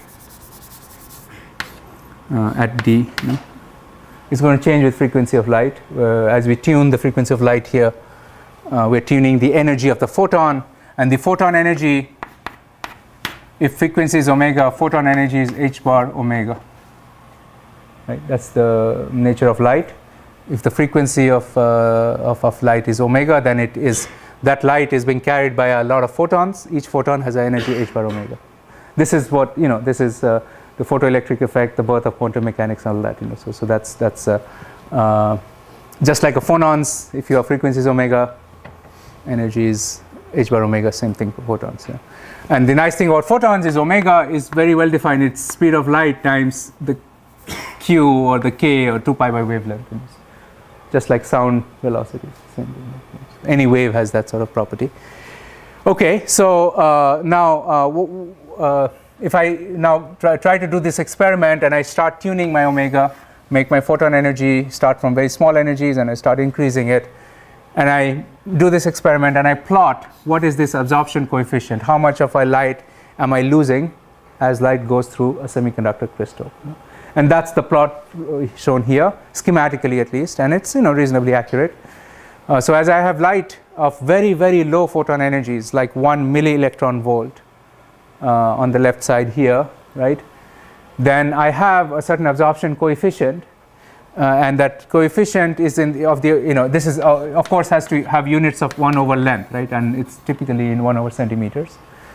So if I have, let's say, let's say this is a micron or something like that, you can see that till this reaches 1 over a micron, you won't have much decay, and so it will be mostly transparent and that sort of thing.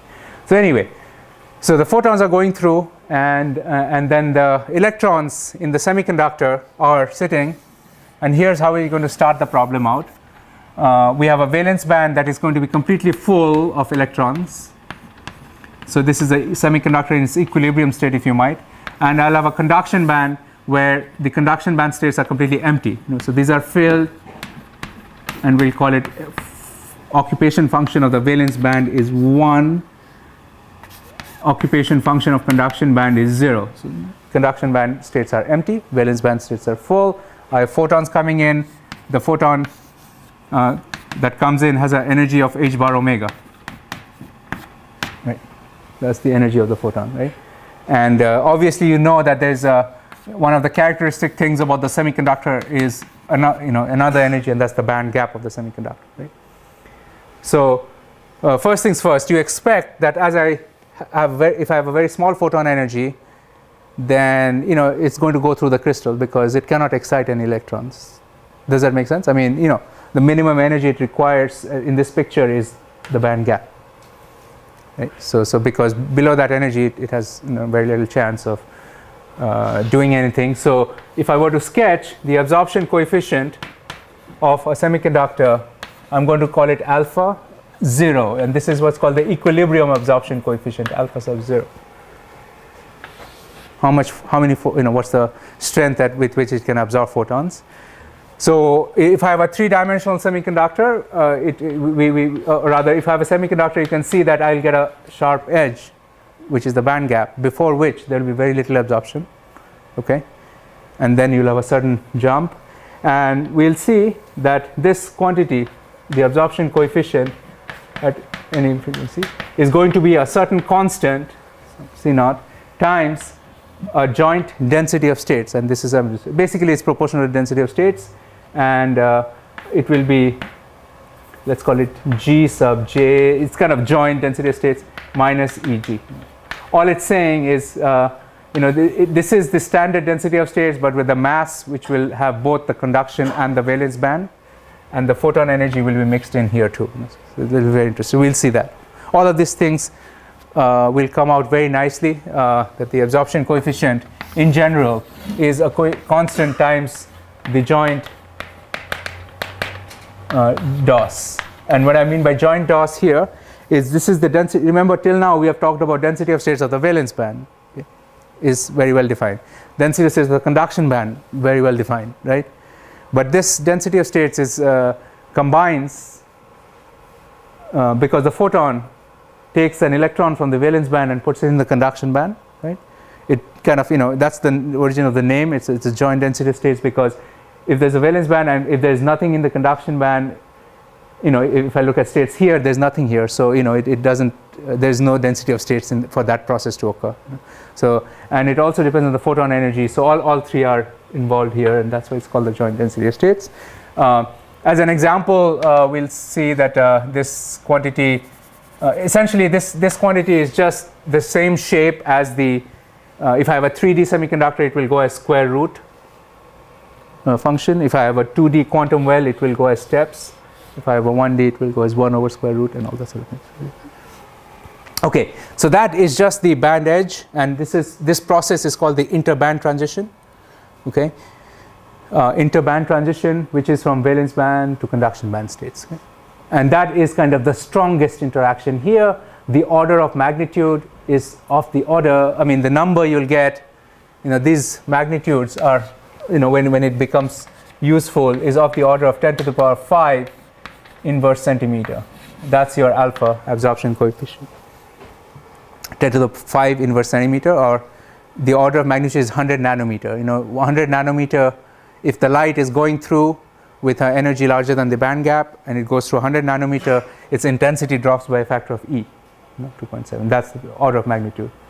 And it has to be a direct band gap semiconductor, and we'll see that because the photons have very little momentum, it can only cause vertical transitions. It kind of goes like that. If your conduction band minimum is somewhere there, that process is very weak. It has a much lower absorption coefficient of the order of 10 to the, maybe 2 or 3 orders lower than that. So as an example is silicon. Silicon is an indirect gap material. So its absorption coefficient at the band edge is, 10 to the power 3, let's say, right? Which is why you need 100 times thicker layers to absorb that photon, which is why if you're trying to make a solar cell, silicon has to be very thick, gallium arsenide very thin, direct gap versus. Okay, so that's what we're going to look at, the process we're going to look at. Now, there are a lot of other processes that occur, and I'm not going to discuss them in detail. But every process here, every little blip you see, this whole thing, you see in terms of the absorption experiment, can be explained with exactly what we're doing here, the same idea. We'll carry over to all of them. It's just like different scattering potentials have different W, scattering formula, but the mechanism of handling all of them is exactly the same. In the same way, if we can explain this absorption coefficient for interband process, you can find out what it is going to be for inter-subband, for defect, for all these other things. You can find that out. It's the same deal. Right? But just to point out, let's say I have donor states. Remember, the donor states are just below the conduction band edge, right? And let's say an electron is sitting in that donor state and it has not been ionized over there, okay? In which case, if I have a photon energy which is extremely small, it is exactly equal to the difference here, right? It can come in, and if the matrix element allows you, the symmetries and all, it can, absorb that photon. In which case, here's a donor to conduction band peak. You will see that little blip here, when the light gets over. Does that make sense? It's basically every process that's possible. So valence band to acceptor state, and acceptor to from basically acceptor state, if there's a state here, to the conduction band, and vice versa. All these states possibilities can be seen here. Question? Yeah. Wavelength of light coming in doesn't have to be exactly equal to it, right? It just has to be at least equal to the gap. Correct. If it's larger than the gap, then it's further up, and it has more states to excite, right? I mean, because remember, I have a certain number of states here, but if I go here, I have way more states now. So as a result, the absorption coefficient becomes much larger when the energy is larger. Right? So, yeah, exactly. So it goes up. Yeah. Typically, in a 1D, you can have a density of states that's kind of coming down too, but yeah. So here's an interaction we were talking earlier of photons or light, not with electrons directly, but with phonons, or the lattice vibration. So a photon can come in and it can create a lattice vibration. Instead of trying to excite an electron from here to here, it sets off a lattice vibration. Remember, you're trying to pluck that, either you do it with heat or you can do it with light. The light can excite because it couples to the optical phonons, and in fact the optical phonon absorption coefficient is actually pretty strong. It can absorb quite a bit, almost not as strong as the interband absorption coefficient, but reasonably strong. And then that's what is what you observe in Raman experiments. It's a very strong peak, and you can these are weaker peaks. And finally, this tail you see here is has 1 over wavelength cube and all that. This is called Rayleigh scattering, essentially free carrier scattering. When electrons are sitting here, and when the photon comes in with a very small energy, it can kind of do a little transition this way, because there are defects and other things it can scatter. This is called a free carrier scattering, and this is this sort of tail you see, or rather the free carrier absorption thing. This is the same physics as why the sky is blue, and and all that same physics. It's called Rayleigh scattering, long wavelength scattering. So yeah, it can do that. And the last thing, which is very interesting, but I have no time at all in this course to talk about, is this peak, which is exciton. And an exciton is, you will see a very sharp peak in some clean and very high quality materials, which is actually an interband transition, but it has an energy just below the band gap. So an exciton peak will appear as a sharp peak just below the band gap here when you look at this absorption peak. And the reason it appears is when you create an electron and a hole. Let's say you have created an electron and hole. Now that electron and hole are going to attract each other, because their Coulomb attraction is one is positive, the other is negatively charged, and then they because of this attractive force, they lower their energy compared to the band gap slightly, because of Coulomb attraction between the two, and they form a correlated state. It's like you have formed a new atom almost, right? So you have an electron and hole, you have created with the photon, but once you have created them, they slightly attract each other, and they lower their energy a little bit compared to the gap. Does that make sense? So because of Coulomb attraction, and as a result, when they relax and they emit the light, that energy is smaller than the band gap. So that's what's called an exciton binding energy, which is exactly the same physics as the donor binding energy that we have talked about earlier. The physics is the same. You map it to the hydrogen atom problem and all that. Yeah. So that's the difference between the optical band gap and the electrical band gap? No, actually, no. So the exciton is slightly different. This is a correlated state. It's not a single particle state. But optical band gap, okay, it's slightly different. The exciton is slightly different than the. So exciton is when we have strong Coulomb attraction between the electron and hole, and as a result, if you look at Coulomb attraction, you have 4 pi epsilon r and all that. This shows up in a big way in materials that have very low dielectric constant, because you see it sitting in the denominator. So as an example is organic semiconductors.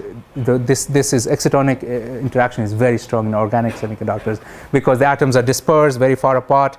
Density is low, epsilon s is low, so you get a very strong. In normal semiconductors, the exciton binding energy, larger is the band gap, smaller is epsilon s, and larger is the exciton binding energy. So GaN has a exciton binding energy. The GaN has a band gap 3.4. An exciton binding energy close to like 30 MeV. Zinc oxide about 60 MeV. Gallium arsenide is very small, unfortunately. Otherwise, I mean, there are a lot of nice ideas of Bose-Einstein condensates and all that using excitons. And many times this binding energy is smaller than room temperature, way smaller than room temperature. So room temperature easily dissociates it. It doesn't really remain as a correlated particle. So yeah. Is the reason the free carrier absorption is decreasing with energy because of that horizontal step you need to make in the EK diagram when a large photon pushes you up in energy but doesn't transfer momentum, or is there another reason it's decreasing? Yeah, good point. So right, so essentially let's say that's the photon energy. It is related to two things. One is what is the density of states of the final. If your photon energy is this much, then you have to have this much electrons that as the starting point, and you must have this is the final number of states available for you, right, to scatter into. But then the momentum mismatch is as you go up, right, as you go up here, the okay, so maybe we can look at it. So essentially the delta E, if you keep the same, the delta K is changing as you look at different energies, and that can explain why it has that sort of slope. So yeah, by the way, this free carrier absorption, if you had a perfect material with no scattering and all that, it cannot do it. It needs that little kick in the momentum because the photon has pretty much no momentum, and we'll see that in quantitative detail tomorrow in the class when we evaluate these numbers. Okay. So that's kind of the general outline, and once we understand this absorption coefficient, all the interesting physics, be it LED, interesting devices, LEDs, lasers, and all that come out of this absorption coefficient. You are playing with this in many ways. When you're going to do something crazy in a laser, you're going to turn this absorption coefficient down and make it negative. You can do that under what's called population inversion. So, and then you'll see that once we make it negative, that's very weird, because physically what that means is I have 100 photons coming in, but I have 120 coming out, because it's a negative absorption coefficient. It has gain, so it's producing more photons, producing copies of more photons, and that's stimulated emission. And so essentially this is the equilibrium absorption coefficient, and by different injection conditions you can do that. And so you have a regime where you have spontaneous emission, and you have a regime where you stimulated, and so we'll see that part next time quantitatively. So just to kind of finish up again, here's what I was mentioning. Here's the band gap, density of the joint density of states, and all this will come from this golden rule result. And then we will look at the lasing transition in the next class, how you turn it upside down. Okay, good. So I think we're done for today, and we meet tomorrow, the last.